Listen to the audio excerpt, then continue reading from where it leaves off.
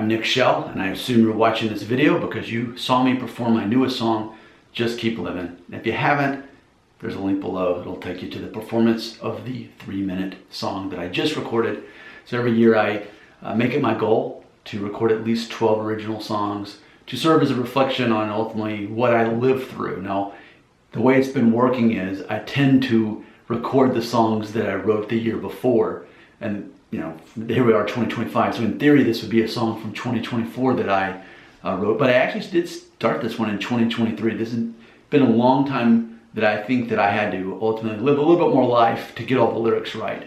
Because ultimately, a lot of times when I record a song, I lived through this and I figured it out, and here's kind of my trophy or my, souvenir, ultimately for getting through that.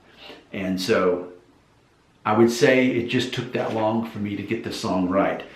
Not only lyrics and the right key and the right melody, all that stuff, but ultimately the life experience to back it up. Because for me, that's really why I like to write songs. It brings out the subconscious for me on what I've experienced. All my songs need to have meaning, otherwise I can't even write the song. I can't write a song about nothing. That's not something I can do.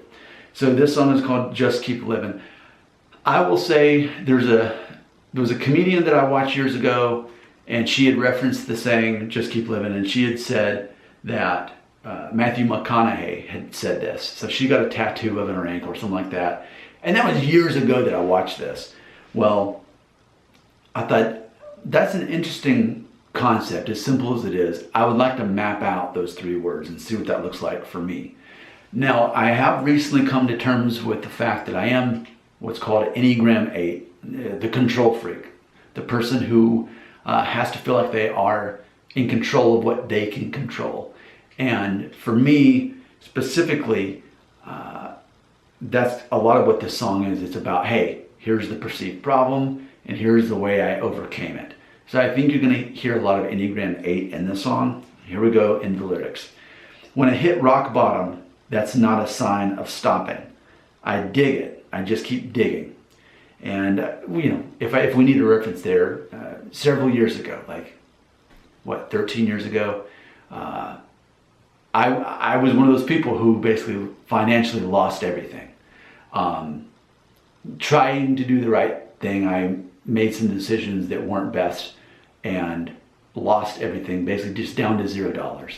And it was tough getting out of that. All these years later, now I have a paid off mortgage and finances are not an issue. But again, as someone who ultimately is driven for the sense of control, that was hard for me to live through. And I think maybe this song is also to looking back all these years later and think, yeah, I got through that. I can get through anything. I guess that might be a theme of this. Here we go. Moving on through the first verse. When I'm standing in the rubble, I look for more trouble. I rebuild it. I just keep building.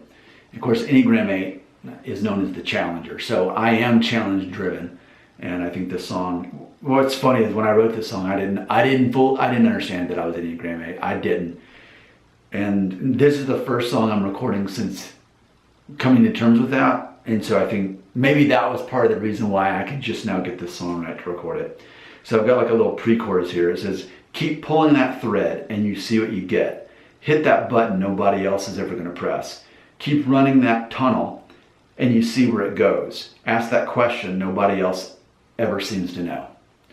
Because I think too, it's not just about overcoming things. It's also about doing the research, asking questions, getting a little obsessive about trying to seek knowledge so that you are prepared for that next obstacle ahead. So the actual chorus, what could go wrong hasn't killed me yet. So I'm using that as its own noun. The noun of what could go wrong? Question mark. Well, that asking that question, what could go wrong, that hasn't killed me yet. And that's how I meant it. The question of what could go wrong that question hasn't killed me yet. My secret is I can settle for less. I just keep living. So I want to talk about that for a minute too. I think a lot of people, it's just managing their expectations when things don't go the way they had planned. And so for me, I have my expectations, I have my plans, but I also am optimistic and realistic, knowing that we're probably not going to get 100% for what we're looking for. If we can get even close to 80, we're doing pretty good. So I'm willing to settle for less, even though I know what I'm after. And I think that actually helps me get further in life because I'm willing to compromise to a certain degree. Been through worse and I'll never forget it. This could all end any minute. I just keep living. So again, been through worse. I'm 43. I have overcome so many things at this point. I'm not making it seem like I've had the hardest life ever. I'm not trying to say that. But when you live long enough, you overcome enough things and you start to get a better perspective on what life actually is and reality of it. So moving on to the rest of the song, which is going to be the second verse. When the odds are all against me and my tank is close to empty, I gun it. I just keep trucking. When you need a volunteer to laugh in the face of fear, that ain't nothing. I love it. All right, so there's the whole lyrics to the entire song. And this is something interesting I think about this song is it's written in the key of E, but it has no minor chords. And instead of a minor chord, it uses the G chord, which is really not part of the key of E at all. It's a very unusual, and of course I play around with the chords a little bit too, so none of them are really solid chords for the most part. Do a lot of hammering, things like that. So it kind of has this almost country, almost folk sound to it. Another inspiration when I was writing this song musically was I just wanted to write a song like Bob Dylan does. Now, a major difference between Bob Dylan and me in writing songs, he is able to be more poetic and say, kind of like John Lennon, they're both Enneagram 4, they're able to, almost like a Dr. Seuss nonsense, spout out stuff, and it doesn't necessarily have to mean anything. And I'm not that way. I'm too concrete of a person. Every word has to mean something to me, and I don't ever put a word in there just so it'll rhyme or anything like that. So for me, but I wanted to have sort of the cadence of a Bob Dylan song where it's almost like he's rapping. And so that was what I was going for. I wanted it to be, in theory, musically simple, but and this probably does have more lyrics than most of my songs do, but that's what I was going for. So in the end, I'm very happy how it came out, and I feel that this song is a little bit different compared to some of the other ones that I do. I do try to focus on keeping my songs upbeat and not have too many slow songs. This one is definitely upbeat, but yeah, just a different feel to it. And ultimately, I think a casual song just saying, hey, I'll overcome it, I'll figure it out, whatever it is.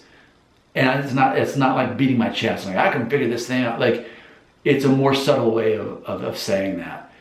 So that's what I was going for. Thanks for checking out this video. And again, it'd be kind of weird to me if you watched this video and you didn't actually hear me perform the song. It'd be kind of weird. So check the link. You can check the song. I'd love to hear from you. Thanks for watching.